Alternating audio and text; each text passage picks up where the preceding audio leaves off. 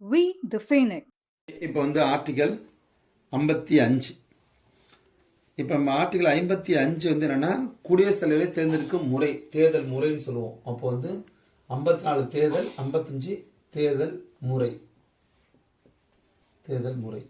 சரி, இப்போ இந்த தேர்தல் முறையில் என்ன சொல்றாங்கன்னா, குடியரசுத் தலைவர் மறுபடியும் பார்த்தா ஒற்றை மாற்று விகிதாச்சார பிரதிநிதித்துவத்தின் மூலம் தேர்ந்தெடுக்கிறோம்.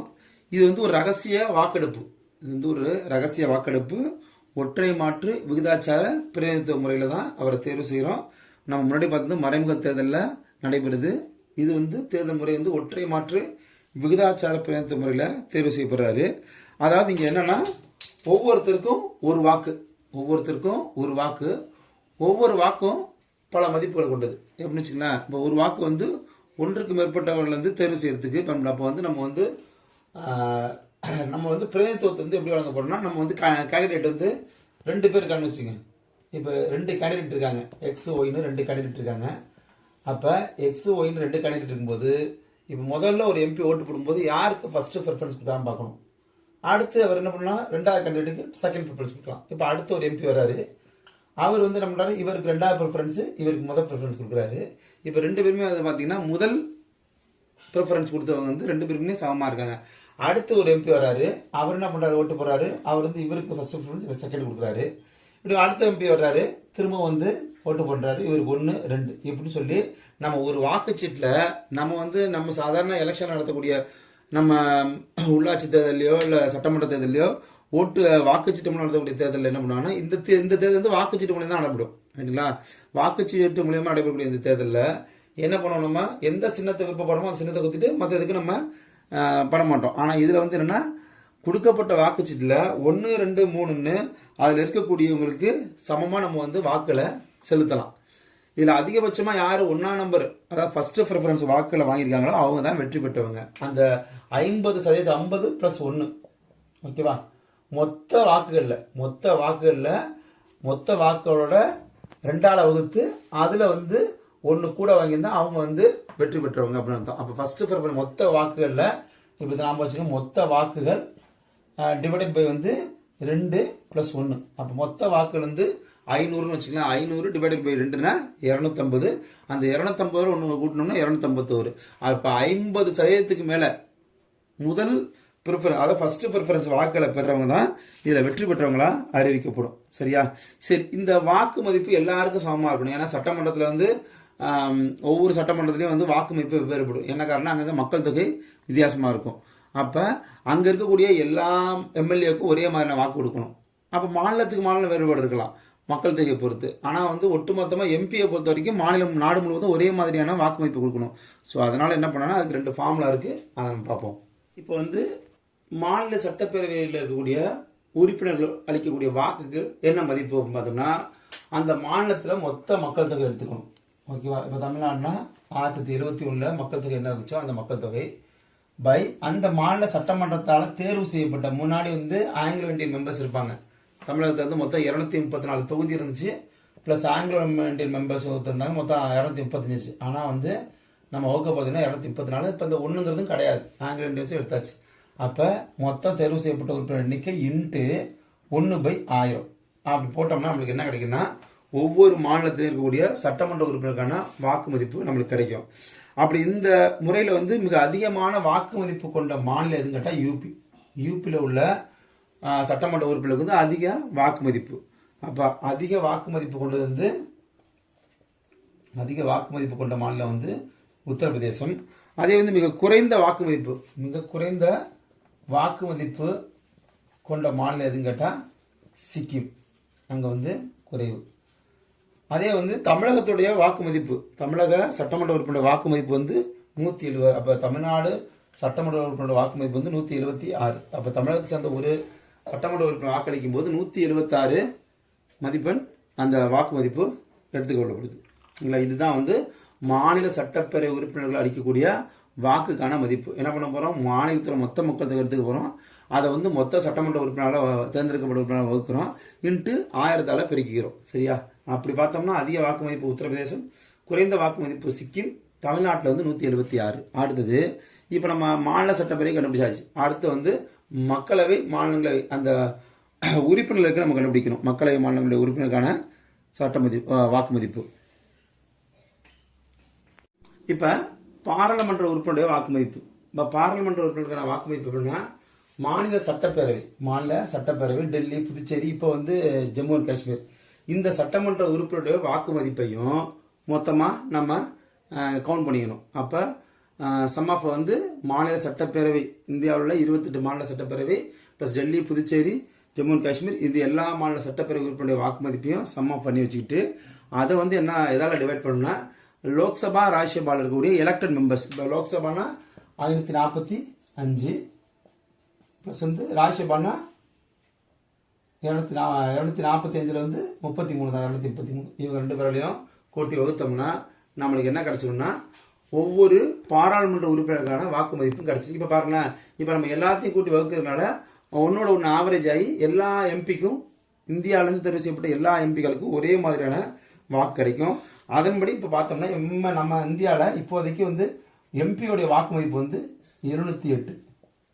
எம்பியோட வாக்கு மதிப்பு வந்து 708.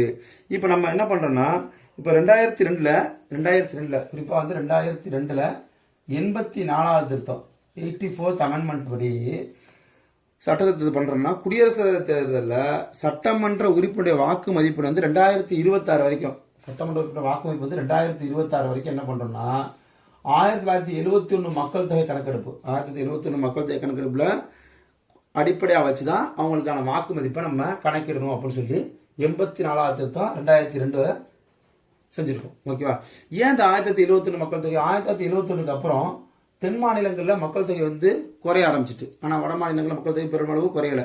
அவன் மக்கள் தொகையை கணக்கு பண்ணும்போது ரீசெண்டாக உள்ள மக்கள் தொகை கணக்கு பண்ணோம்னா, தென் மாநிலங்களில் மக்கள் தொகை குறைஞ்சதுனால அங்கே வந்து உறுப்பினருடைய எண்ணிக்கை குறையிறதுக்கு வாய்ப்புகள் இருக்குது. ஸோ அதனால தான் என்ன சொல்கிறாங்கன்னா, 2026 வரைக்கும் 1971 என்ன மக்கள் தொகை இருந்துச்சோ அந்த மக்கள் தொகை தான் குடியரசுத் தலைவர் தேர்தலுக்கு பொருந்தும். ஸோ 2002 84 திருத்தத்து மூலியம் இந்த திருத்தத்தை செய்கிறாங்க. நம்ம என்ன பார்த்தோம், முதல்ல சட்டமன்ற உறுப்பினருக்கான வாக்கு மதிப்பு என்ன சொல்லும்போது மொத்த மக்கள் தொகையை சொன்னோம். அப்போ அந்த மொத்த மக்கள் தொகை 1971 ஒவ்வொரு மாநிலத்தில் என்ன மக்கள் தொகை இருந்துச்சோ அந்த மக்கள் தொகையை அந்த மாநிலத்தில் தேர்ந்தெடுக்கப்பட்ட சட்டமன்ற உறுப்பினர்களை வகுத்தோம்னா அதை வந்து 1000ஆல் 1/1000 அதால் வந்து பெருக்கணும்னா நம்மளுக்கு வந்து ஒவ்வொரு மாநிலங்களுடைய சட்டமன்ற உறுப்பினுடைய வாக்கு மதிப்பு தெரிஞ்சிடும். அந்த ஒட்டுமொத்தமாக இந்தியாவில் இருக்க எல்லா சட்டமன்ற உறுப்பினர் வாக்கு மதிப்பும் கூட்டி அதை லோக்சபா ராஜ்யசபாவுடைய எலெக்டட் மெம்பர்ஸால் வகுத்தோம்னா பாராளுமன்ற உறுப்பினருக்கான வாக்கு மதிப்பு தெரிஞ்சிடும். ஸோ அடிப்படை எங்கன்னா இந்த 71 ஆண்டு மக்கள் தொகை தான், அந்த 71ஆம் ஆண்டு மக்கள் தொகை தான் 2026 வரைக்கும் பொருந்தும் சொல்றது 2002 84 தான் அது சொல்லுது. அடுத்து வந்து குடியரசுத் தலைவரோட பதவி காலம். குடியரசுத் தலைவர் வந்து தன்னுடைய பதவி காலம் வந்து பற்றி குறிப்பிடக்கூடிய சரத்து வந்து 56. குடியரசுத் தலைவர் வந்து குடியரசுத் தலைவராக பதவியேற்ற நாளிலிருந்து 5 ஆண்டுகள் வந்து அவர் குடியரசுத் தலைவராக பதவியில் இருக்கலாம். அந்த குடியரசுடைய பதவி காலம் முடியதற்கு முன்பே என்ன பண்ணணும், குடியரசுத் தலைவருக்கான தேர்தல் நம்ம வந்து நடத்தி முடிச்சிருக்கணும். சரிங்களா? அதே போல ஒருத்தர் வந்து எத்தனை முறை குடியரசுத் தலைவராக இருக்கலாம் அப்படின்னு பார்த்தோம்னா, எத்தனை முறை வேண்டுமானாலும் இந்தியாவில் குடியரசுத் தலைவராக இருக்கலாம். சரிங்களா? ஒருவர் எத்தனை முறை இந்தியாவின் குடியரசுத் தலைவராக இருக்கலாம்னு கேட்டால் எத்தனை முறை வேண்டுமானாலும் இருக்கலாம்னு தான் பதில். அப்போ இதே போல நடைமுறை வந்து அமெரிக்காவில் எப்படி இருக்குன்னு பார்த்தோன்னா, அமெரிக்காவில் வந்து குடியரசுத் தலைவராக ஒருத்தர் இருக்கணும்னா 2 முறைக்கு மேலே இருக்க முடியாது. அங்கே சட்டத்திருத்தம் செஞ்சாச்சு. அங்கே என்ன பண்ணிட்டாங்க, 2 முறைக்கு மேலே குடியரசுத் தலைவராக அங்கே அதிபராக வந்து பதவியில் இருக்க முடியாது. அப்போ அதிகபட்சம் வந்து அங்கே 2 ஆண்டுகள். ஆனால் இந்தியாவில் அந்த மாதிரியான நடைமுறைகள்லாம் இல்லை. ஆனால் நம்ம வந்து ஒரு மரபை கடைபிடிக்கிறோம். என்ன மரபுனா, டாக்டர் ராஜேந்திர பிரசாத் வந்து 3வது முறையாக தேர்வு செய்வதற்காக அவர் வந்து முன்மொழிகிறாங்க. ஆனால் அவர் என்ன சொல்லிட்டாரு, 2 முறைக்கு மேலே வேணான்னு சொல்லிட்டாரு. அதனால அவரை மதிக்கிற வகையிலும் அவரை வந்து முன்னோடியாக வைத்துக் கொள்கிற வகையிலும் நம்ம என்ன பண்ணோம்னா 2 முறைக்கு மேலே யாரும் குடியரசுத் தலைவராக பதவி வகிக்கிறது இல்லைன்னு ஒரு மரபாக கடைபிடிக்கிறோம். தற்போது வரை என்னன்னா, நம்ம வந்து எந்த ஒரு குடியரசுத் தலைவரும் 2 முறைக்கு மேலே, அதாவது 2வது முறையாக பதவியிலே இல்லை. அதாவது டாக்டர் ராஜேந்திர பிரசாத்தை அடுத்து எந்த ஒரு நபருமே வந்து 2வது முறையாக குடியரசுத் தலைவராக தேர்ந்தெடுக்கப்படவில்லை. சரி, ஓகே. குடியரசுத் தலைவர் தன்னுடைய பதவி காலம் சொல்லியிருக்கோம் 5 ஆண்டுகள். தன்னுடைய பதவி விலகல் கடிதத்தை யார்கிட்ட அவர் கொடுக்கணும்னா, தன்னுடைய பதவி விலகல் கடிதத்தை வந்து துணை குடியரசுத் தலைவர்கிட்ட அவர் கொடுக்கணும். துணை குடியரசுத் தலைவர்கிட்ட கொடுத்து துணை குடியரசுத் தலைவர் என்ன பண்ணுவாங்கன்னா அதை வந்து மக்களவை சபாநாயகராக வழங்க வேண்டும்.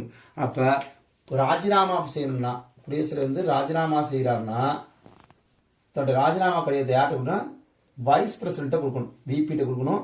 விபி என்ன பண்ணுவாங்கன்னா லோக்சபா ஸ்பீக்கர் கொடுப்பாரு. எல்எஸ்னா லோக்சபா ஸ்பீக்கர் கொடுப்பாரு. விபி வைஸ் பிரசிடென்ட் கொடுப்பாரு. வைஸ் பிரசிடென்ட் லோக்சபா ஸ்பீக்கர் கொடுப்பாரு. இதன் மூலியமா தன்னுடைய பதவியை வந்து என்ன பண்ணலாம், குடியரசுத் தலைவர் வந்து ராஜினாமா செய்யலாம். ஸோ இதுதான் வந்து நம்ம வந்து குடியரசுத் தலைவர் ராஜினாமாக்காக வச்சுக்கூடிய நடைமுறை. அதே போல வந்து குடியரசுத் தலைவர் பிரிக்க எத்தனை முறை போட்டிடலாம் சொல்லியிருக்கோம். அதை பத்தி வந்து நம்ம அரசியல் சட்டத்தில் எங்கேயுமே சொல்லலை, சரிங்களா? இத்தனை முறை தான் போட்டிடணும் எங்கேயும் நம்ம சொல்லப்படல.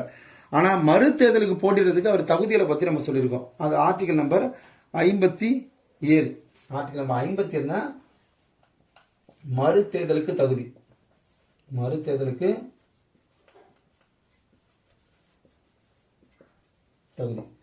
அப்ப ஒருவர் வந்து குடியரசுத் தலைவராக மீண்டும் தேர்ந்தெடுக்கப்படுவதற்கு அப்பதவியை வகிப்பதற்கு தகுதியுடையவர் தான். அவர் வந்து ஒரு முறை தான் இருக்கணும்ல, மறு தேர்தலுக்கும் போட்டியிட அவர் தகுதி மிக்கவர் அப்படின்னு சொல்றது வந்து ஆர்டிகல் நம்பர் 57.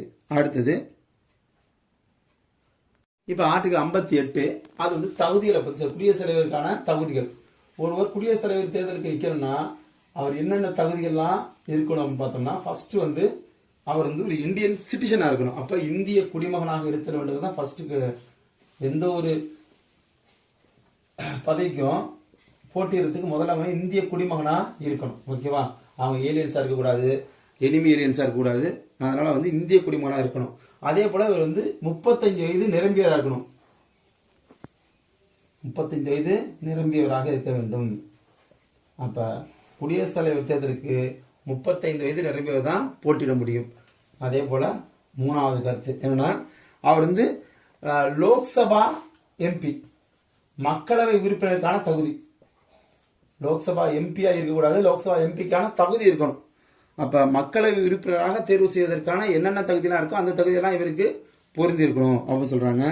அடுத்து 4 வந்து இவர் வந்து பாராளுமன்ற சட்டமன்ற உறுப்பினராக இருக்கக்கூடாது. பாராளுமன்ற சட்டமன்ற உறுப்பினர் இருக்கக்கூடாது. அவ்வாறு அவர் வந்து குடியரசுத் தலைவர் பதவி ஏற்று அந்த பதவி காலி ஆயிடும், ஓகேவா? சட்டமன்ற நாடாளுமன்ற உறுப்பினராக இருக்கக்கூடாது.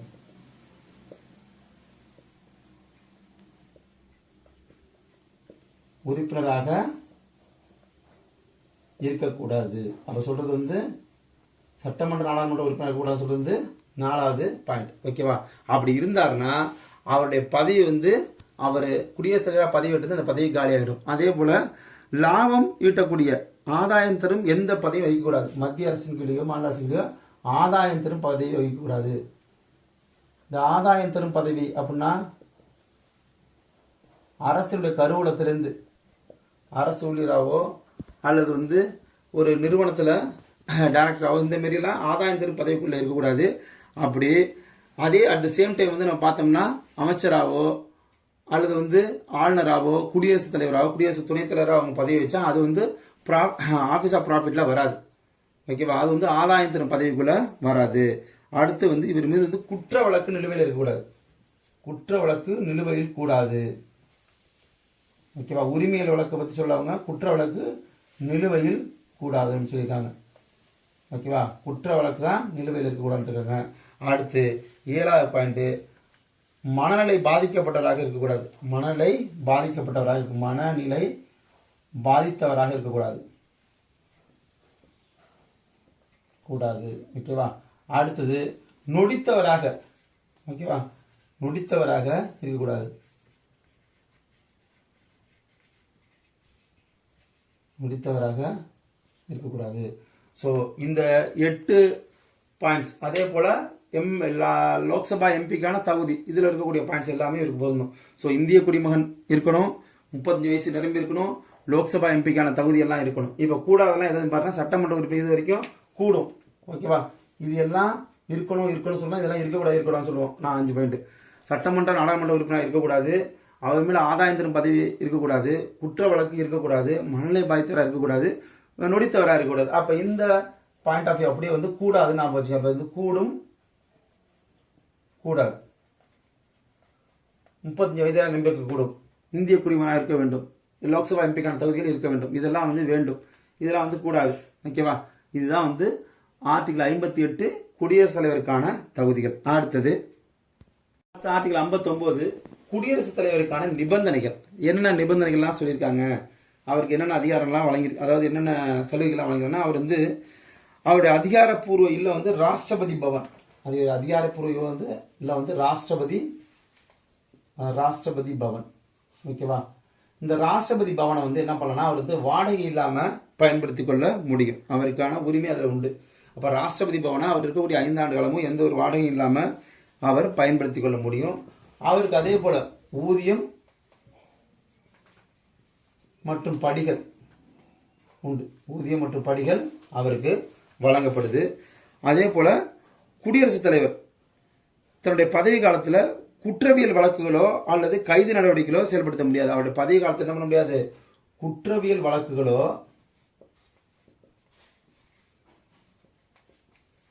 குற்றவியல் வழக்கு பதிய முடியாது. அப்ப அவர் மேல என்ன பண்ண, குற்றவியல் வழக்கே பதிய முடியாது. அதே போல நம்ம கைது செய்ய ஆணை பிறப்பிக்க கைது செய்ய இயலாது, கைது செய்ய முடியாது. அவருடைய காலத்துல அவர் மேல முடியாது, கைது செய்ய முடியாது. ஸோ ராஷ்டிரபதி பவனை வந்து அவர் பயன்படுத்திக்கலாம். ஊதியம் மற்றும் படிகள் அவருக்கு வழங்கப்படும். இது மட்டும் இல்ல, அவருக்கு வந்து சில சிறப்பு சலுகைகள் என்னன்னா வந்து உதவியாளர் வைத்துக் கொள்வதற்கு உரிமை உண்டு. ஆஃப்டர் ரிட்டைர்மெண்ட் சொன்ன உதவியாளருக்கான உரிமை உண்டு. காருக்கான பெட்ரோல் டீசல் அதுக்கான அலவன்சஸ் உண்டு. டெலிகாம் அதாவது ஃபோன்ஸ் யூஸ் பண்ணுறதுக்கு அதுக்கான தனியாக சார்ஜஸ், இது எல்லாமே வந்து கவர்மெண்ட் அவருக்கு பண்ணி கொடுக்கும். அதே போல் குற்றவியல் வழக்கில் அவருக்கு வந்து என்ன பண்ண முடியாது, பதிய முடியாது. இவர் குடியரசுத் தலைவர் காலத்தில் குற்றவியல் வழக்கில் பதிய முடியாது. அதே போல் இவர் வந்து கைது செய்யறதுக்கான நடவடிக்கை எடுக்க முடியாது. இருப்பின் உரிமையல் வழக்கில் வேணா தொடரலாம். உரிமையல் வழக்குகள் தொடர வாய்ப்புண்டு. உரிமையல் வழக்கில் தொடரலாம். ஆனால் அது எப்படி தொடரணும் அப்படின்னு சொல்லியிருக்காங்கன்னா, இந்த உரிமையல் தொடுப்பதற்கான வழக்குகளுக்கு வந்து 2 மாதத்துக்கு முன்னே அவருக்கு முன்னறிவிப்பு, 2 மாதத்திற்கு முன்பு என்ன பண்ணணும், அவருக்கு முன்னறிவிப்பு கொடுத்தணும். ஓகேவா? இப்போ நம்ம குடியரசுத் தலைவர் துணை குடியரசுத் தலைவர் ஜெகதீப் தங்கர் மேலே வந்து நம்பிக்கையில்லா தீர்மானத்தை கொண்டதுக்கு 14 நாளுக்கு முன்னாடி நோட்டீஸ் கொடுக்காம பாருங்க. அது போல உரிமையல் வழக்கில் தொடரணும்னா 2 மாதத்திற்கு முன்பே அவருக்கு வந்து என்ன பண்ணணும், முன்னறிவிப்பு கொடுத்துடணும். அப்போ குடியரசுக்கு எதிராக உரிமையல் தொடர்பான நிவாரணம் பெறக்கூடிய வழக்கெல்லாம் இருந்தால் தொடரலாம். அதை வந்து 2 மாதத்துக்கு முன்னே என்ன பண்ணணும், முன்னறிவிப்பு செய்து விட வேண்டும். அதே போல குடியரசுத் தலைவருடைய பதவி காலத்தில் இந்த ஊதியம் படிகள் குடிப்போம்னு சொல்லியிருக்கோம். இந்த ஊதியம் படிகளை வந்து எப்போதும் குறைக்க கூடாது. அவருடைய பதவி காலத்தில் என்ன பண்ண முடியாது, என்ன ஊதியம் மற்றும் படிகள் நியமிக்கப்பட்டாரோ அதை விட கூடலாமே ஒழிய அதை விட குறைய கூடாது. இந்த சலுகைகளும் வழங்கப்பட்டிருக்கு. அதே போல குடியரசுத் தலைவருடைய தற்போதைய சம்பளம் வந்து மாத சம்பளம் வந்து 5 லட்சம். இந்த 5 லட்சம் எவ்வளவு, 5 லட்சம் ரூபாய், 5 lakhs. இதுல வந்து அவருடைய ஓய்வுக்கு பிறகு இதுல பாதி 50% என்ன பண்ணலாம், அவரு ஓய்வூதியமா பெற முடியும். அவருடைய ஓய்வூதியமா பெறுவதற்கு வாய்ப்பு உண்டு. ஸோ இதெல்லாம் வந்து அவருக்கு செய்து கொடுக்கப்பட்டுள்ள சிறப்பு சலுகைகள், நிபந்தனைகள் அப்படின்னு சொல்லி சொல்றோம். அதே போல குடியரசுத் தலைவருடைய இம்யூனிட்டி பவர் சொல்லக்கூடிய தன் விருப்ப உரிமையில் வந்து என்ன வரும்னா, அதனால வச்சு இது ஆர்டிகல் 361 வரும். இதில் வராது, இருந்தாலும் தெரிஞ்சு வச்சுங்க. ஆர்டிகல் 361 ஒரு ஸ்டேட்மெண்ட் இருக்கு. என்னன்னா, குடியரசுத் தலைவர் தன்னுடைய செயல்பாடுகளை எந்த ஒரு நீதிமன்றத்துக்கும் அதே போல நீதிமன்றத்துக்கு முன்னாடி ஆஜராகிறதுக்கும் தேவையில்லைங்கிறாங்க. அப்ப தன்னுடைய செயல்பாடுக்காக நம்ம நீதிமன்றத்தில் பதிலளிக்க தேவையில்லை. நீதிமன்றத்திற்கு பதிலளிக்க தேவையில்லை.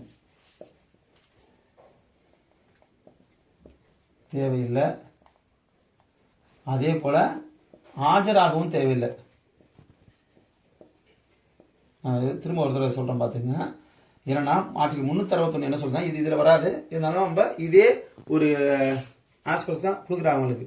அதான் ஆர்டிகல் 361 படி குடியரசுத் தலைவர் என்ன பண்ணலாம்னா, அவருடைய செயல்பாட்டுக்காக அவர் இந்த மாதிரி செய்யறாரு அப்படின்னு செயல்பாட்டுக்காக நீதிமன்றத்துக்கு பதிலளிக்க தேவையில்லை. நீதிமன்றத்தை கேஸ் போடுறாங்க, எப்படி செய்யறாருன்னு கூட்டி கேளுங்கன்னா, அவர் நீதிமன்றத்துக்கு பதிலளிக்க தேவையில்லை.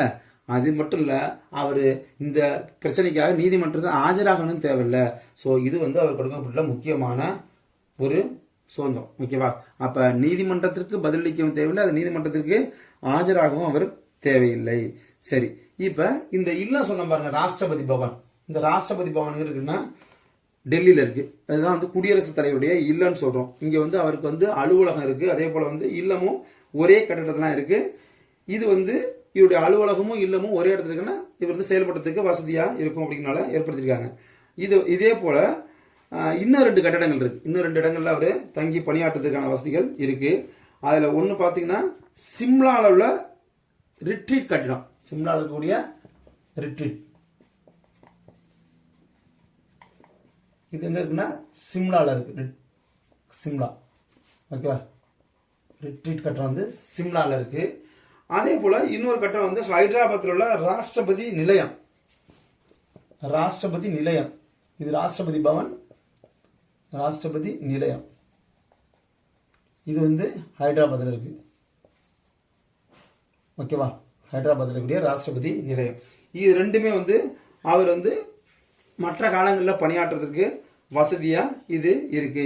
சரி, இது வந்து பாத்தீங்கன்னா ஒன்னு வந்து சிம்லா அந்த சைடுல இருக்கு, கிழக்கு இருக்கு, இது வந்து நம்ம தெற்கு இருக்கு. ஸோ அவர் வந்து எல்லா பகுதிக்குமானவர் அப்படிங்கிறத நியமிக்க வகையிலையும் ஒற்றுமையும் ஒருமைப்பாட்டையும் கலாச்சாரத்தையும் பேணி பாதுகாக்கிற வகையிலையும் இது வடிவமைக்கப்பட்டிருக்கு. சரிங்களா?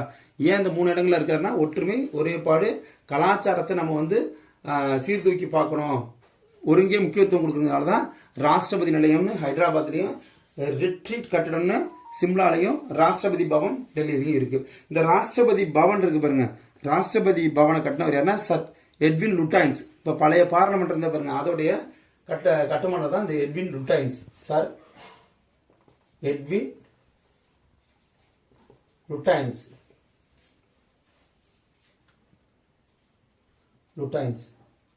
Sir Edwin Lutyens. இன்னொருத்தர் வந்து ஹெர்பர்ட் பேக்கர்.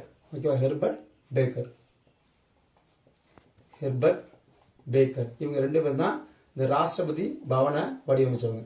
ஓகேவா, இவங்க தான் வந்து நம்மளுடைய பழைய நாடாளுமன்றத்தை ஒருங்கிணைச்சுங்க. இவங்க தான் சார் எட்வின் லுட்டைன்ஸும் ஹெர்பர்ட் பேக்கர். ஓகேவா, அடுத்தது ஆர்டிகல் நம்பர் 60. இது என்ன சொன்னா அவருடைய பதவி பிரமாணம் மற்றும் ரகசிய காப்பு பிரமாணம். இது 3 ரகசிய காப்பு பிரமாணம். ஓகேவா, பதவி பிரமாணமும் ரகசிய காப்பு பிரமாணமும் பத்தி குறிப்பிடுது. இவர் பதவி பிரமாணம் ரகசிய காப்பு பிரமாணம் செய்து வைக்கிறது யாருன்னு பார்த்தோம்னா குடியரசுத் தலைவருக்கு வந்து உச்சநீதிமன்ற தலைமை நீதிபதி.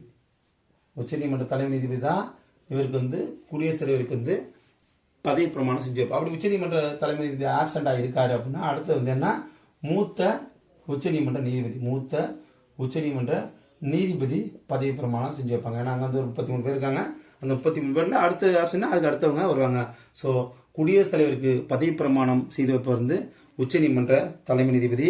அதே போல வந்து அவர் இல்லைன்னா அவருக்கு பதிலாக வந்து மூத்த உச்சநீதிமன்ற தலைமை நீதிபதி அவருக்கு பதவி பிரமாணம் செய்து வைப்பார். இதே போல தற்காலிகமா ஒரு தற்காலிக குடியரசுத் தலைவர் அவரும் என்ன பண்ணும், தற்காலிக அதாவது துணை குடியரசுத் தலைவர் இருப்பாரு, குடியரசுத் தலைவர் பதவி காலியா இருக்கும். அப்ப தற்காலிகமா ஒரு குடியரசுத் தலைவர் இருந்தாரு, அவர் என்ன பண்ணும், பதவி பிரமாணம் எடுத்துக்கொள்ளணும். ஓகேவா, பதவி பிரமாணம் எடுத்துக்கணும். அவர் ஆல்ரெடி வந்து துணை குடியரசுத் தலைவருக்கான பதவி பிரமாணம் எடுத்துக்காரு. ஸோ அவர் ஏன் எடுத்துக்கணும்னு கேட்டா கண்டிப்பா அவர் தற்காலிகமா குடியரசுத் தலைவர் தான் பணியாற்ற போறாரு. அந்த காலத்துல அவர் வந்து துணை குடியரசுத் தலைவர் பதவி ஆற்ற போறது கிடையாது. ஸோ அவரு துணை குடியரசுத் தலைவர் வந்து குடியரசுத் தலைவராக தற்காலிகமாக பணியாற்றும் போது அந்த காலகட்டத்தில் அவர் வழங்கக்கூடிய சம்பளம் கூட இதுதான். குடியரசுத் தலைவருக்கு என்ன சம்பளம் கொடுத்தாங்களோ அதே சம்பளம் கொடுக்க போறாங்க. ஸோ அவர் கண்டிப்பாக அப்ப இருக்கக்கூடிய உச்சநீதிமன்ற தலைமை நீதிபதி மூலமா தற்காலிக குடியரசுத் தலைவரும் பதவி பிரமாணம் செய்து கொள்ள வேண்டும். ஸோ எக்ஸாம்ல கேட்கும்போது தற்காலிகமாக நியமிக்கப்பட்ட குடியரசுத் தலைவர் பதவி பிரமாணம் செய்து கொள்ள வேண்டுமா வேண்டாமான்னு கேட்டா வேண்டும். அவருக்கு யார் செஞ்சு வைப்பான்னு கேட்டா உச்சநீதிமன்ற தலைமை நீதிபதி தான் செஞ்சு வைப்பாங்க. நம்மளுக்கு எக்ஸாம்ல கன்ஃபியூஸ் பண்ற மாதிரி கேட்கலாம், ஒரு தற்காலிக குடியரசுத் தலைவருக்கு பதவி பிரமாணம் செய்து வைப்பவர் யார், ஓகேவா, இல்ல வந்து துணை குடியரசுத் தலைவராக பணியாற்ற ஒருவர் தற்காலிகமாக குடியரசுத் தலைவராக பணியாற்றுவார், அவர் வந்து பதவி பிரமாணம் எடுத்துக்கொள்ள தேவையில்லைன்னு கொடுத்திருப்பாங்க. அப்ப பதவி பிரமாணம் எடுத்துக்கொள்ள வேண்டும். சரி, அடுத்தது ஓகே. இப்போ வந்து குடியரசுத் தலைவர் பழி குற்றச்சாட்டு, ஓகேவா, இம்பீச்மெண்ட் சொல்லுவோம். இது வந்து முக்கியமான ஒரு இடம் கூட, இம்பீச்மெண்ட். இது வந்து இம்பீச்மெண்ட் இவருக்கு மட்டும் தான் இருக்கு. குடியரசுத் தலைவருக்கு இம்பீச்மெண்ட் பண்றது எப்படிங்கிறத பத்தி அந்த ப்ரொசீஜரை பத்தி பார்ப்போம். குடியரசுத் தலைவருடைய பதவி காலம் முடியறதுக்கு முன்னாடி அவர் என்ன பண்ணலாம், பாராளுமன்றம் அவரை வந்து பழி குற்றச்சாட்டு சுமத்தி அவர் என்ன பண்ணலாம், பணியிலிருந்து அவர் வந்து நீக்கலாம். இது வந்து என்ன ஒரு முதன்மை காரணமா இருக்குன்னா அவர் வந்து அரசியலமைப்புக்கு முரணாக செயல்பட்டார் அப்படிங்கிற மட்டும்தான் இது காரணமாக இருக்கணும். அவர் அரசியலமைப்புக்கு முன்னாக செயல்பட்டாருங்கிற காரணத்தை பயன்படுத்தி அவரை வந்து பழி குற்றச்சாட்டு சுமத்தி அவர் என்ன பண்ணலாம், பதவியிலேருந்து நீக்கம் செய்யலாம். மற்ற எந்த காரணத்தினாலையும் பழி குற்றச்சாட்டை அவர் சுமத்த முடியாது. ஸோ பழி குற்றச்சாட்டுக்கு முக்கிய காரணம் வந்து அவர் என்ன பண்ணலாம், அரசியலமைப்புக்கு முரணாக செயல்பட்டார் அப்படிங்கிற காரணத்தை மட்டும் நம்ம என்ன பண்ணலாம் குறிப்பிட்டு அவர் வந்து அவர் வந்து பதவியிலிருந்து நீக்க முடியும். இப்போ பழி குற்றச்சாட்டுடைய நடைமுறை எப்படி இருக்க போகுது அப்படிங்கிறத இந்த வீடியோவில் இதில் பார்க்க போகிறோம். இப்போ ஃபர்ஸ்ட் வந்து பழி குற்றச்சாட்டு அவர் வந்து தீர்மானம், அந்த பழி குற்றச்சாட்டு தொடர்பான தீர்மானத்தை எந்த அவையில் வேணாச்சும் கொண்டு வரலாம். அப்போ லோக்சபா ராஜ்யசபா எந்த அவையில் வேணாச்சும் நம்ம பழி குற்றச்சாட்டுக்கான தீர்மானத்தை கொண்டு வர்றோம். ஓகேவா? இதை பற்றி சொல்லக்கூடிய சரத்து என்ன, 61(1). அப்போ குடியரசுத் தலைவர் தொடர்பான பழி குற்றச்சாட்டு தீர்மானத்தை எந்த அவையில் கொண்டு வரலாங்கட்டா 2 அவையில் எங்க வேணாச்சும் கொண்டு வரலாம். அப்ப லோக்சபா L/6ங்கிறது லோக்சபா ராஜ்யசபான்னு பொருள். எந்த அவையிலையும் கொண்டு வரலாம்னு சொல்லி ஆர்டிகல் 61. சரியா? இப்ப ஆர்டிகல் 61ல லோக்சபா ராஜ்யசபால பழி குற்றச்சாட்டு தீர்மானத்தை கொண்டு வர்றோம். கொண்டு வந்த அப்புறம் என்ன பண்ணணும்னா, இந்த கொண்டு வர்றதுக்கு யாரெல்லாம் காரணமா இருக்கணும், எப்படி காரணமா இருக்கணும்னா மொத்த உறுப்பினர்களை 4/1 ஆதரவு இருக்கணும். இந்த தீர்மானத்தை கொண்டு வர ஆதரவு, தீர்மான ஆதரவு என்ன இருக்குன்னா, ஆதரவு வந்து 4/1. அப்ப 1/4 ஆதரவு இருந்தால்தான் தீர்மானத்தை கொண்டு வர முடியும். சரியா? 1/4 மெம்பர்ஸ் வந்து ஆதரவு இருக்காங்க, அவங்களுடைய ஆதரவுல தீர்மானத்தை நம்ம கொண்டு வரோம்.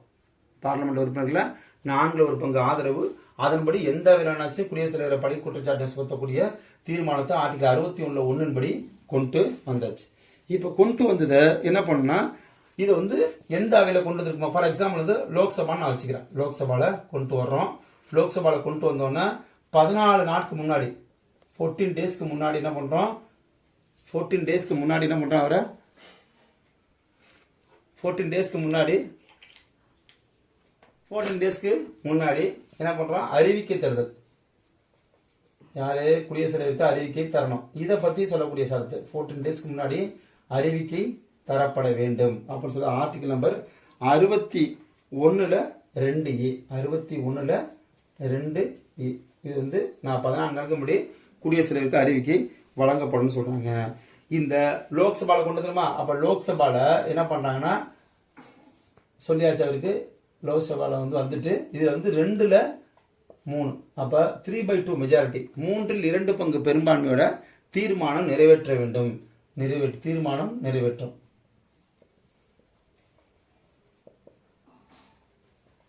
தீர்மானம் நிறைவு பெறுது. இப்ப முதல்ல ஆதரவு 1/4, அதாவது 4/1 எம்பி ஆதரவு கொடுக்குறாங்க.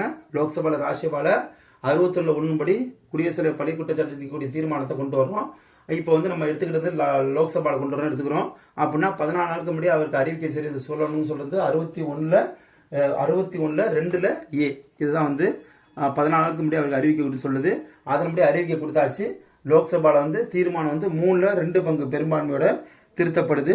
இப்ப திருத்தப்பட்ட தீர்மானம் என்ன ஆகுதுன்னா அடுத்த அவைக்கு, ஓகேவா, அடுத்த அவைக்கு என்ன பண்ணுது, கொண்டு செல்லப்படுது. அப்ப இந்த அவையில விசாரணை நடத்தக்கூடாது. இந்த அவையில ஃபர்ஸ்ட் எந்த அவையில வருதோ அந்த அவையில விசாரணை நடத்தக்கூடாது. 2வது வரக்கூடிய அவையில தான் விசாரணை நடத்தணும். ஸோ 2வது வரக்கூடிய அவையில விசாரணை எங்க நடத்தணும், முதல்ல கொண்டு வரப்பட்ட அவையில இருந்து விசாரணை நடத்தக்கூடாது. 2வது வரக்கூடிய அவையில தான் விசாரணை நடத்தணும் அப்படின்னு சொல்றது 61(3). சரியா? விசாரணை என்னது, குடியரசுத் தலைவர் பத்தின அந்த பழி குற்றச்சாட்டு விசாரணை அவர் அழைத்து எங்க நடத்தப்படும்னா முதல்ல கொண்டு வந்த அவையில் நடத்தக்கூடாது, 2வது கொண்டு வரக்கூடிய அவையில தான் நடத்தணும். அதன்படி என்ன பண்றாங்கன்னா, இப்போ வந்து நம்ம எடுத்துக்கிட்ட படி வந்து எங்க லோக்சபால எடுத்துக்கிட்டோம். இப்ப லோக்சபால நிறைவேற்றி இப்ப ராஜ்யசபா வந்துட்டு இங்க என்ன பண்ணலாம், அவரு நேரில் வந்து விசாரணையில பங்கெடுக்கலாம். நேரில் விசாரணையில் பங்கெடுப்பு வந்து நேரில் வந்து பங்கெடுத்துக்கலாம். அப்படி நேரில் விசாரணையில் பங்கெடுத்துக்கலைன்னா என்ன பண்ணலாம், தன்னுடைய உதவியாளர், தன்னுடைய வழக்கறிஞர் மூலியமா என்ன பண்ணலாம், அதில் வந்து பங்கெடுத்துக்க சொல்லி தன்னுடைய கருத்துக்களை வந்து தெரிவிக்கலாம். இந்த கருத்துக்களை தெரிவித்த அப்புறம் அவர் மீது தீர்மானம் நிறைவேற்றப்படும். தீர்மானம் நிறைவேறி தீர்மானம் வந்து 2/3 பெரும்பான்மையுடன் நிறைவேற்றப்பட்டா குடியரசுத் தலைவர் பதவி விலகுதல்.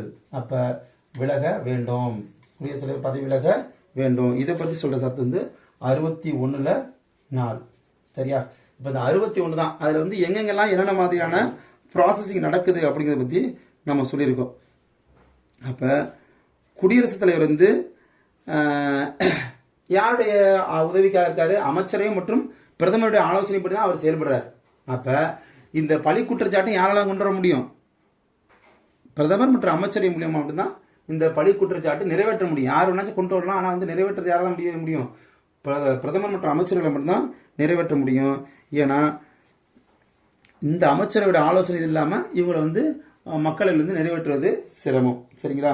இப்ப இது அப்படியே நம்ம வந்து ஃபர்ஸ்ட் இருந்து ஒரு தடவை நான் சொல்றேன், கவனிங்க. ஆதரவு 4 பங்கு எம்பிக்கள் வந்து இதை ஆதரவு கொடுக்குறாங்க. ஆதரவு கொடுத்தாங்கன்னா என்ன பண்ணலாம்?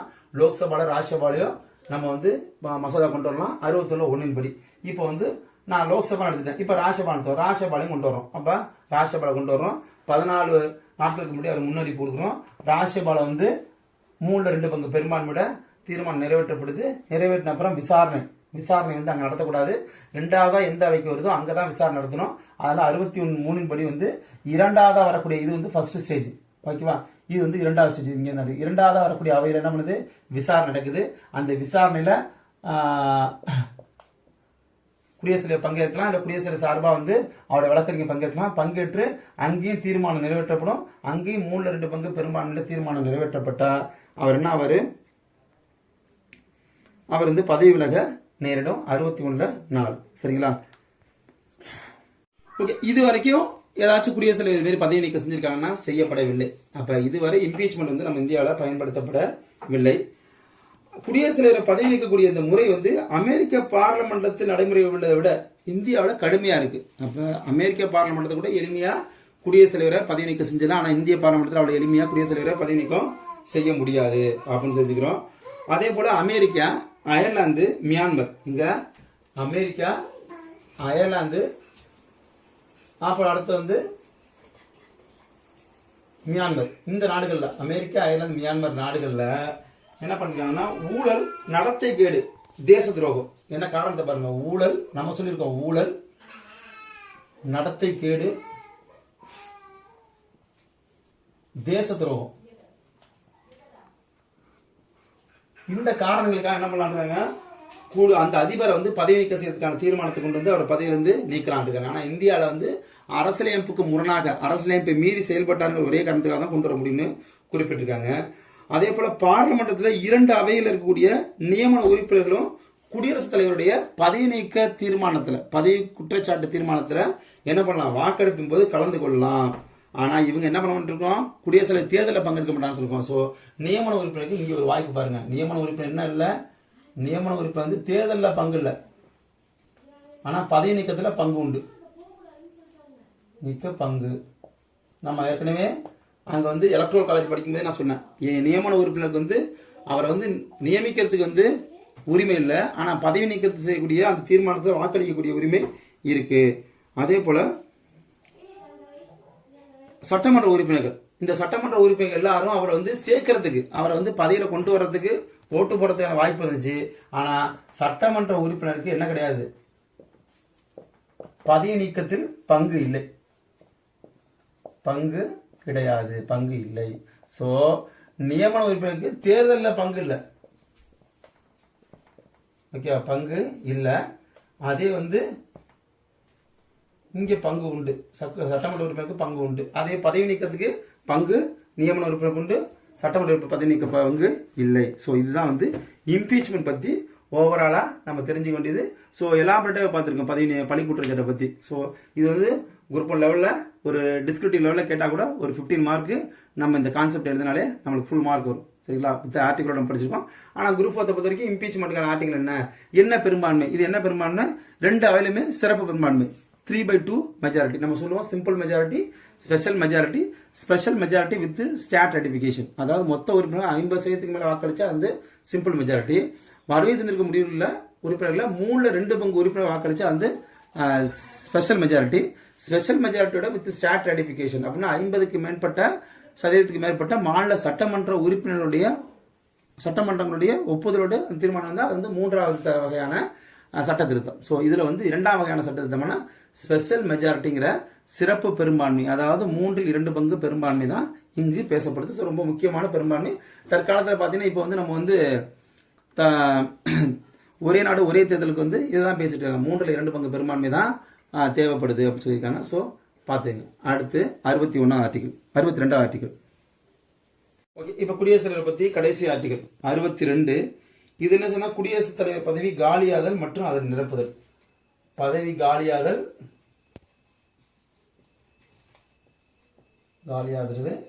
மற்றும் நிரப்புறது, இதை பத்தி சொல்ல போகுது. ஸோ இப்போ இந்த குடியரசுத் தலைவர் பதவி காலியாகிறது நிரப்புறது எப்படி அப்படின்னு சொல்லுவாங்க. பதவி எல்லாம் எப்படிலாம் காலி ஆகுதுன்னா, ஒரு 5 வகையாக இது வந்து காலியாகிறதுக்கு காரணம் இருக்கு. ஒரு 5 காரணங்கள் இருக்கு. ஃபர்ஸ்ட் காரணம் என்னன்னா, ஒன்று வந்து தன்னுடைய பதவி காலம் முடிஞ்சிடலாம். 5 ஆண்டு முடிதல், 5 ஆண்டுகள் நிறைவு. அப்போ ஒரு குடியரசுத் தலைவர் பதவி காலம் 5 ஆண்டுகள் நிறைவுடையனால அந்த பதவி காலியாகலாம். சரி, ஓகே. அடுத்து என்ன காரணம்? 5 ஆண்டு காலம் இல்லாமல் வேற என்ன காரணம் வரணும் சொல்லுங்க பார்ப்போம். ரைட், அதுதான் குடியரசுடைய மரணத்தின் மூலம் பதவி காலியாகுது. குடியரசுத் தலைவர் இறந்துறாரு, அந்த இடத்துல வந்து அவரோட பதவி காலியா இருக்கும். அடுத்தது ராஜினாமா. கரெக்டா சொன்னீங்க. ராஜினாமா செய்து குடியரசுத் தலைவர் பதவியை ராஜினாமா செய்யறது மூலம் அந்த பதவி காலியாகிடும். சரி, ஓகே. இந்த 3 காரணம் இல்லாமல் 4வதா என்ன காரணம் இருக்கலாம்? குடியரசுல இருந்து நம்ம என்ன பண்ணலாம்? பழி குற்றச்சாட்டு மூலம் நீக்கலாம். பழி குற்றச்சாட்டு மூலியமா நீக்கிறது மூலியமா அந்த பதவி காலியாகலாம். அல்லது வந்து குடியரசுத் தலைவருடைய தேர்தல் வந்து செல்லாதுன்னு அறிவிக்கும் போது, தேர்தல் செல்லாது அல்லது தகுதி இழப்பு, இது ரெண்டுல எதுனாச்சு தகுதி இழப்பு. ஓகேவா? இந்த காரணங்கள்ல ஏதாச்சும் ஒன்று இருந்தா அப்ப என்ன ஆகலாம்? இந்த பதவி காலியாகும். அப்ப குடியரசுத் தலைவர் ஒருத்தர் இருக்காருன்னா இந்த 5 வகையில மட்டும்தான் பதவி காலியாகிறதுக்கு வாய்ப்புகள் உண்டு. வேற எதுவும் இருந்தா நீங்க கமாண்ட்லேயே சொல்லலாம். ரைட்டா? 5 ஆண்டுகள் நிறைவு பெற்று அவருடைய பதவி காலியாயிடும். இல்லது மரணம் ஏற்படுது, அந்த மரணத்தின் மூலம் அவருடைய பதவி காலியாயிடுது. தன்னுடைய பதவியை ராஜினாமா செய்யறாரு, அல்லது பார்லிமெண்ட்ல பழி குற்றச்சாட்டு கொண்டு வர மூலியமா அவரோட பதவியை காலி செய்யலாம். இல்ல நீதிமன்றம் என்ன சொல்லுது, அவருடைய தேர்தல் செல்லாதனும், அவருடைய பதவி வந்து அவருடைய உறுப்பினர் தகுதி வந்து இழந்துட்டு அப்படின்னு சொல்லி தகுதி இழப்பு செய்த மூலியமாகவும் என்ன பண்ணலாம்? இந்த பதவியை காலியானதா அறிவிக்க முடியும். சரி, அப்படி இடைப்பட்ட காலத்துல இந்த 5 ஆண்டுக்குள்ளேயே இந்த பதவி காலியாகும் போது எப்படி தற்காலிகமா அந்த பதவியை நிரப்பலாம் அப்படிங்கிறது பத்தி தான் இந்த சரத்து இன்னும் சொல்றாங்க. என்னன்னா, இப்படி காலியாகும் போது என்ன பண்ணலாம்னா, மரணத்தின் மூலியமாவோ, ராஜினாமா மூலியமாவோ, பழிக்குற்றச்சாட்டு மூலியமாவோ, தகுதி இழப்பு மூலியமாவோ இந்த காரணங்களை பதவியாகும் போது என்ன ஆகும்னா 6 மாதம் வரைக்கும் துணை குடியரசுத் தலைவர் என்ன பண்ணலாம்?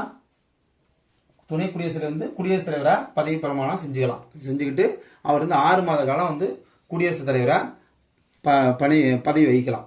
அதே போல இந்த 5 ஆண்டுகள் நிறையும் போது நம்ம என்ன பண்றோம்? முன்னாடியே வந்து குடியரசுத் தலைவருடைய தேர்தல் நடத்தி முடிச்சு அவர் வந்து பதவியில் உட்கார வைக்கிறோம். ஸோ இந்த காரணங்கள்ல இப்போ தற்காலிகமாக ஏற்படக்கூடிய அந்த பணியிடத்தை வந்து நம்ம என்ன பண்ணோம்? குடியரசுத் தலைவரை தேர்வு செய்யறதுக்கு முன்னாடி 6 மாத காலம் வரைக்கும் ஒரு துணை குடியரசுத் தலைவரை நம்ம என்ன பண்ணலாம்? குடியரசுத் தலைவரா அங்க பதவி பிரமாணம் செய்து வைக்கலாம். அதுக்குள்ள நம்ம என்ன பண்ணோம்? குடியரசுடைய தேர்தலை நடத்தி முடிச்சு அவர் வந்து அங்க உட்கார வைக்கலாம். ஸோ குடியரசுத் தலைவர் பதவி காலியாக இருக்கும்போது துணை குடியரசுத் தலைவர் தற்காலிக குடியரசுத் தலைவராக பதவி வைக்கக்கூடிய அதிகாரம் உண்டு.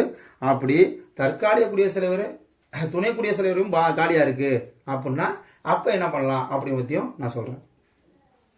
இந்த முன்னாடி சொன்ன அந்த நிகழ்வுக்கு வந்து ஒரு எடுத்துக்காட்டு. 1977 பக்ருதீன் அலி முகமது இவர் தான் வந்து உள்நாட்டு காரணத்தை அடிப்படையில் தேசிய நெருக்கடியை 1975 கொண்டு வரதுக்கு கையெழுத்திட்ட குடியரசுத் தலைவர். இவர் வந்து 1977 இறந்துடுறாரு. இறந்தப்ப இவர் தான் குடியரசுத் தலைவர். ஸோ அப்போ வந்து துணை குடியரசுத் தலைவராக இருந்த யாருன்னு கேட்டா, அப்போ வந்து துணை குடியரசுத் தலைவர் வந்து பிடி ஜாட்டி. ஓகேவா? பிடி ஜாட்டி வந்து தற்காலிக குடியரசுத் தலைவரா போவார். அப்ப ஜாட்டி வந்து துணை குடியரசுத் தலைவர் இருக்காரு. அப்ப என்ன பண்றாங்கன்னா இவருடைய பதவியிடம் காலி ஆயிடுது. ஸோ இந்த இடத்துக்கு வந்து பிடி ஜாட்டி என்ன பண்றாருன்னா தற்காலிக குடியரசுத் தலைவரா சில காலம் இருக்காரு. திரும்ப எலெக்ஷன் நடக்குது. எலெக்ஷன்ல 6 மாதத்துக்குள்ள எலெக்ஷன் நடந்து ஜெயிக்கும் போது நீலம் சஞ்சீவி ரெட்டி வந்து என்ன வர்றாரு? குடியரசுத் தலைவரா அங்க வந்து உட்கார்ந்துறாரு. ஸோ தற்காலிக குடியரசுத் தலைவருக்கு இதுதான் வந்து ஒரு சிறந்த எடுத்துக்காட்டு. என்னன்னா குடியரசுல அந்த பக்ருதீன் அலி முகமது 1977 மறைய துணை குடியரசு அந்த பிடி ஜாட்டி என்ன பண்றாரு, குடியரசுத் தலைவரா சில காலம் போய் அங்க தற்காலிகமாக பணியாற்றுறாரு.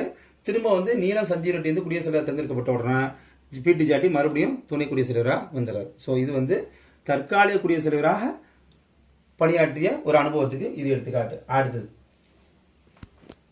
இப்ப நிகழ்வு, இன்னொரு நிகழ்வு சொல்றோம். நிகழ்வு 2 என்னன்னா 1969 ஜாகிர் ஹுசைன், அப்போ வந்து அவர் தான் வந்து முதல் இஸ்லாமிய குடியரசுத் தலைவர். ஜாகிர் ஹுசைன் வந்து குடியரசுத் தலைவரா இருக்காரு. அவர் வந்து 69 மறைகிறார். 69 மறைந்த காரணமா அப்போ வந்து துணை குடியரசுத் தலைவராக இருந்தவர். துணை குடியரசுத் தலைவர் யாருன்னா விவி கிரி. விவி கிரி வந்து துணை குடியரசுத் தலைவர் இருக்காரு. இப்ப விவி கிரி என்ன பண்றாரு, இவர் மறைந்ததும் இங்க போய் துணை குடியரசுத் தலைவரா இருந்தவர் தற்காலிக குடியரசுத் தலைவர் மாறார். இப்ப என்ன பண்றாங்க, கவர்மெண்ட் விவி கிரியை வந்து குடியரசுத் தலைவர் நிக்க வைக்கணும்னு ஆசைப்படுறாங்க. சோ விவி கிரியை குடியரசுத் தலைவர் நிக்க, அவர் தற்காலிக குடியரசுத் தலைவர் இருக்க முடியாது. சோ இவரும் வெளில வந்துட்டாரு. சோ இப்ப பாத்தீங்கன்னா குடியரசுத் தலைவர் பதவியும் காலியா இருக்கு, துணை குடியரசுத் தலைவர் பதவியும் காலியா இருக்கு. ஏன்னா விவி கிரி தான் துணை குடியரசுத் தலைவர் இருந்தவர், தற்காலிக குடியரசுத் தலைவரா இருந்தவர். அவர் என்ன பண்றாரு, குடியரசுத் தலைவர் பதவிக்கு போட்டிருக்கனால தன்னுடைய பதவியை ராஜினாமா பண்றாரு. இப்ப ஒரே நேரத்தில் 2 பதவியும் காலியா இருக்கு. அப்ப என்ன நடக்கும்னா, உச்சநீதிமன்றத்தில் இருக்கக்கூடிய மூத்த நீதிபதி, உச்சநீதிமன்ற மூத்த நீதிபதி, அதாவது அவர் தான் தலைமை நீதிபதி, உச்சநீதிமன்ற தலைமை CJI, chief justice of India வந்து இந்தியாவுடைய குடியரசுத் தலைவராக இருப்பார். ஓகே, அப்படி இந்த நிகழ்வுக்கு தான் முக்கியமான நிகழ்வு. என்ன நடக்குது, ஜாகிர் ஹுசைன் குடியரசுத் தலைவர் இருக்காரு, அவர் இறந்துடுறாரு. இறந்தவுடனே துணை குடியரசுத் தலைவர் விவி கிரி தற்காலிக குடியரசுத் தலைவர் ஆகிறாரு. அவரு எலெக்ஷன்ல போட்டிருந்தனால தன்னுடைய பதவியை ராஜினாமா செய்யறாரு. So CJI of India, okay, chief justice of India வந்து இந்தியாவுடைய குடியரசுத் தலைவர் பணியை நினைக்கிறாரு. அப்படின்னு தான் நீதியரசர் ஹிதயத்துல்லா, யாரு, ஹிதயத்துல்லா, நீதியரசர் ஹிதயத்துல்லா வந்து இந்தியாவுடைய குடியரசுத் தலைவராக இருந்த நிகழ்வு. ஸோ 2 வகையான நிகழ்வு பார்த்தோம். இதுக்குள்ள வந்து இன்னொரு நிகழ்வு இருக்கு. ஆனா வந்து இந்த நிகழ்வு வந்து நான் வந்து இதுக்கு எடுத்துக்காட்டா வச்சுக்கிறதுனால நம்ம அந்த பக்ருதீன் அலி முகமது நிகழ்வு வந்து தற்காலிக குடியரசுத் தலைவர் பணியாற்றதுக்கான சார்ந்த எடுத்துக்காட்டு எடுத்துலாம். இதை வந்து தற்காலிக குடியரசுத் தலைவர் இருந்தாரு, தன்னோட பதவி அதனால ராஜினாமா பண்ணதுனால நம்ம இந்த நிகழ்வு வந்து ஒரு சீஃப் ஜஸ்டிஸ் ஆஃப் இந்தியா வந்து இந்தியாவுடைய குடியரசுத் தலைவர் இருந்ததுக்கு எடுத்துக்காட்டா இந்த நிகழ்வை பார்த்துக்கலாம். சரிங்களா, அடுத்து ஓகே. இப்போ வந்து உச்ச நீதிமன்ற தலைமை நீதிபதி இல்ல அங்க அப்படின்னு சொன்னா அங்க வந்து யார் இருப்பான்னா உச்சநீதிமன்ற மூத்த நீதிபதி வந்துருவாங்க. சோ குடியரசுத் தலைவர் நோய், உடல்நலக் குறைவு இது போன்ற காரணங்களால பணி செய்ய இயலாத போதும் துணை குடியரசுத் தலைவர் என்ன பண்றாரு, குடியரசுத் தலைவருடைய பதவிகளை செய்யறாரு. அதே சேம் டைம் வந்து குடியரசுத் தலைவருக்காக யாரெல்லாம் போய் அந்த பதவி இடத்துல உட்காராங்களா, உச்சநீதிமன்ற தலைமை நீதிபதியோ அல்லது வந்து துணை குடியரசுத் தலைவரோ யார் வேணாச்சும் அந்த பதவியில் உட்காரும் போது அவங்களுக்கான சேலரி அப்படிங்கிறது குடியரசுத் தலைவருக்கு என்ன சேலரி கொடுத்தாங்களோ அதே சேலரி தான் அவருக்கு வழங்கப்படும். இன்னொரு விஷயம் என்னன்னா, அவர் வந்து அந்த பதவி காலத்தில் அவர் வந்து அந்த பணியை மட்டும் தான் செய்ய முடியும். துணை குடியரசுத் தலைவர் வந்து மாநிலங்களவை தலைவராக செயல்பட முடியாது. உச்சநீதிமன்ற தலைமை நீதிபதியும் குடியரசுத் தலைவராக மட்டும்தான் செயல்பட முடியும். ஸோ இதுதான் 62 வரைக்கும் சொல்லக்கூடிய முக்கியமான ஆர்டிகல். இதுதான் வந்து 52லேருந்து 62 வரைக்கும் குடியரசுத் தலைவரை பற்றி சொல்லக்கூடிய மொத்த ஆர்டிகல். 52 குடியரசுத் தலைவர் இருத்தல் என்று சொல்லுது. 53 வந்து குடியரசு வந்து நிர்வாக தலைவர், அதாவது நிர்வாகத்துடைய அதிகாரம் அவருக்கு இருக்குன்னு சொல்லியிருக்கோம். 54 வந்து தேர்தல், 55 வந்து தேர்தல் முறை நம்ம சொல்லியிருக்கோம், தேர்தல் முறை. 56 வந்து அவருடைய பதவி காலம், 56 வந்து பதவி காலம். 57 வந்து மறுதேர்தலுக்கு தகுதி, 58 வந்து தகுதி, 59 வந்து நிபந்தனைகள், 60 வந்து பதவி பிரமாணம், 61 வந்து இம்பீச்மெண்ட், 62 வந்து பதவி காலியாதல் மற்றும் நிரப்புது. இதை வந்து அப்படியே ஒரு எளிமையா ஞாபகம் வச்சுங்க. ஓகேவா, ஃபர்ஸ்ட் வந்து ஒருத்தர் இருக்கணும். ஓகேவா, 52 வந்து ஒருத்தர் இருக்கணும். 53 வந்து அவர் எப்படி இருக்கணும், நிர்வாக அதிகாரம் படைச்சவராக இருக்கணும், நிர்வாக அதிகாரம் படைச்சவங்க. 54 தேர்தல், 55 வந்து தேர்தல் முறை. ஓகேவா, தேர்தல் முறை அப்படின்னா வச்சு தேர்தல் முறை. ஒருத்தர் இருக்கணும், அவர் வந்து நிர்வாக அதிகாரம் கொண்டவராக இருக்கணும். 54 55 தேர்தல் முறை. பாருங்களா, 5 முறையா இருக்கு பாருங்க, நம்பர் 5 முறையா இருக்கு. அப்ப தேர்தல் முறை அப்படின்னா வச்சுக்க. அதுக்கு முன்னாடி தேர்தல். அடுத்து 56 57 58 இதெல்லாம் வந்து ஒரு செட்டப் இருக்கும். 56ங்கிறது வந்து அவருடைய பதவி காலம். நம்ம வந்து ஒரு வேலைக்கு வந்து எவ்வளவு நாள் நீங்க வேலை இருப்பீங்க, எவ்வளவு நாள் நான் வேலை பார்க்கலாம் அப்படின்னு சொல்லும்போது பதவி காலம் ஃபர்ஸ்ட். அப்புறம் மறு தேர்தல், நான் மறுபடியும் இந்த வேலைக்கு விண்ணப்பிக்கலாமா, மறு தேர்தலுக்கு அப்புறம் தான் தகுதி. சோ பதவி காலம், மறு தேர்தலுக்கு தகுதி. அப்ப 58 வயசுக்கு முன்னாடி ரிட்டையர்மெண்ட் இருந்துச்சு, அப்பதான் வந்து தகுதின்னு பாத்துங்க. ஒரு 58 தான் தகுதியை கேட்குறாங்க. அப்போ ஃபர்ஸ்ட் வந்து பதவி காலம், மறுதேர்தலுக்கு தகுதி அப்படின்னு பிரிச்சுக்கிறோம். அடுத்து 59 வந்து நிபந்தனை, 59 நிபந்தனை, 60 வந்து பதவி பிரமாணம், ஓகேவா, 61 வந்து பழி குற்றச்சாட்டு, 62 வந்து பதவி காலியாதல் மற்றும் நிரப்புதல். இந்த ஆர்டிகல்ஸ் மட்டும்தான் குடியரசுத் தலைவர் சம்பந்தமா கேட்கக்கூடியது. ஸோ ரிப்பீட்டடாக வந்து நீங்க வந்து ரீகால் பண்ணிட்டே இருங்க. இது நம்மளுக்கு மிக முக்கியமான தலைப்பு. அடுத்த வீடியோல நம்ம என்ன பண்ண போறோம்னா குடியரசுத் தலைவரோட அதிகாரங்களை பத்தி பார்க்க போறோம். சரிங்களா? Thank you. Thank you for watching. Don't forget to subscribe, like, share, and comment.